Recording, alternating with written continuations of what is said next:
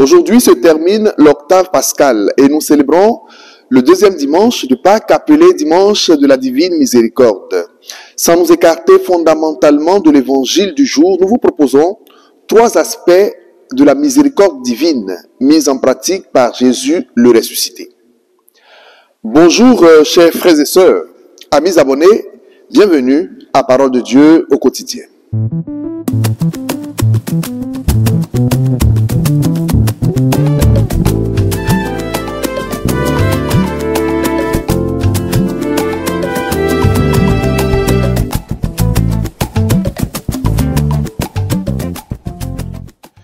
Au nom du Père et du Fils et du Saint-Esprit, Amen. Je confesse à Dieu Tout-Puissant, je reconnais devant mes frères que j'ai péché en pensée, en parole, par action et par omission. Oui, j'ai vraiment péché. C'est pourquoi je supplie la Vierge Marie, les anges et tous les saints, et vous aussi mes frères, de prier pour moi le Seigneur notre Dieu. Que Dieu Tout-Puissant nous fasse miséricorde, qu'il nous pardonne tous nos péchés et nous conduise à la vie éternelle. Amen. Chers amis, chers frères et sœurs, ce deuxième dimanche de Pâques que nous célébrons a un prénom. On l'appelle le dimanche de la divine miséricorde. Et dans l'évangile de ce dimanche tiré de Saint Jean, au chapitre 20, les versets 19 à 31, Jésus apparaît de nouveau à ses apôtres. Concrètement, Jésus se révèle à l'un d'entre eux qui visiblement a du mal à croire qu'il est ressuscité sur la base du témoignage des autres. Nous avons vu le Seigneur. Et Thomas avait répondu que si je ne vois pas dans ses mains la marque des clous, si je ne mets pas ma main dans la marque des clous et je ne mets pas ma main dans ses côtés, non, je ne croirai pas. Nous comprenons donc que c'est pour Thomas que Jésus apparaît de nouveau à ses apôtres. Et au cours de cette rencontre avec ses apôtres et particulièrement avec Thomas, Jésus nous révèle trois aspects de la divine miséricorde que nous voulons voir avec vous maintenant. Premièrement, la miséricorde offre plus d'une opportunité de repentance. Nous le savons, Jésus est apparu une première fois à ses apôtres. Au cours de cette première apparition, l'un d'eux était absent, il s'agit de Thomas. Les autres nous racontent que nous avons vu le Seigneur. Il ne croit pas à la version que lui disent ses compagnons, les autres apôtres. Il veut lui aussi faire l'expérience du ressuscité.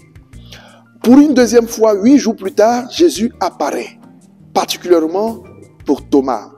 Et il lui dit, avance ta main, avance ton doigt, mets-la dans mon côté. Cesse d'être incrédule et sois croyant. Chers frères et sœurs, la miséricorde offre plus d'une opportunité de repentance.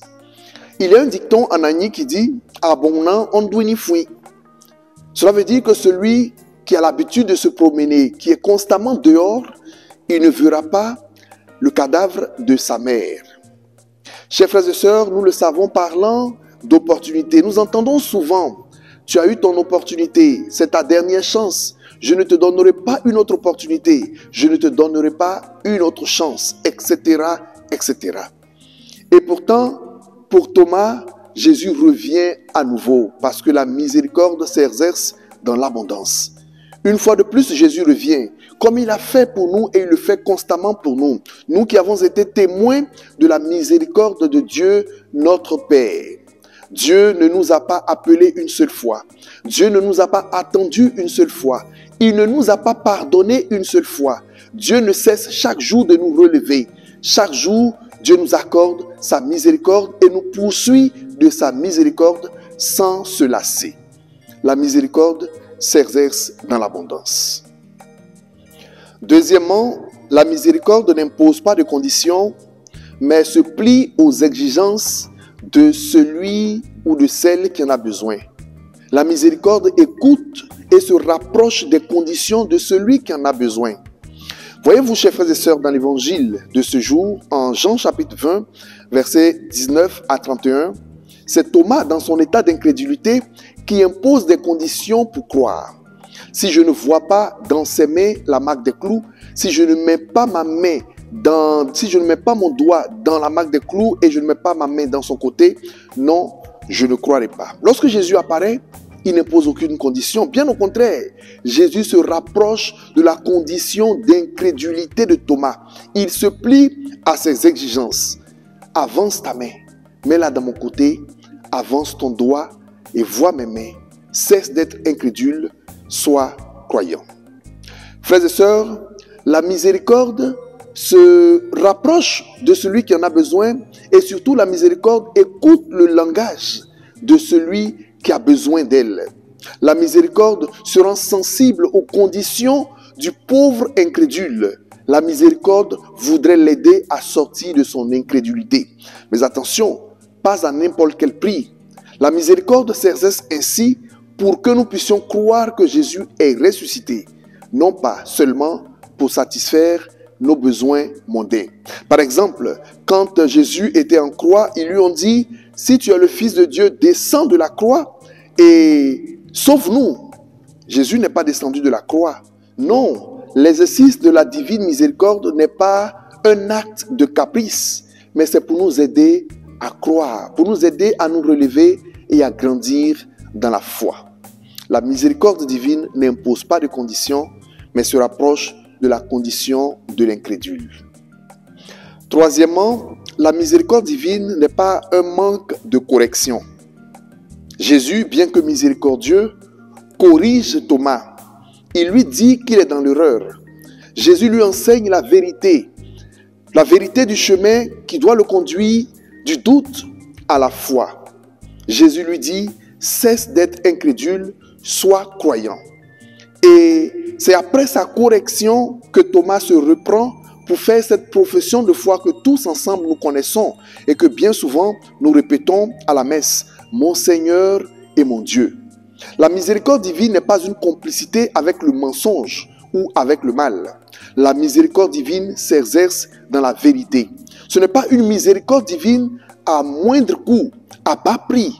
Non, c'est une miséricorde qui exige un effort de conversion. Chers frères et sœurs, Jésus, bien que miséricordieux, sort Thomas de son erreur.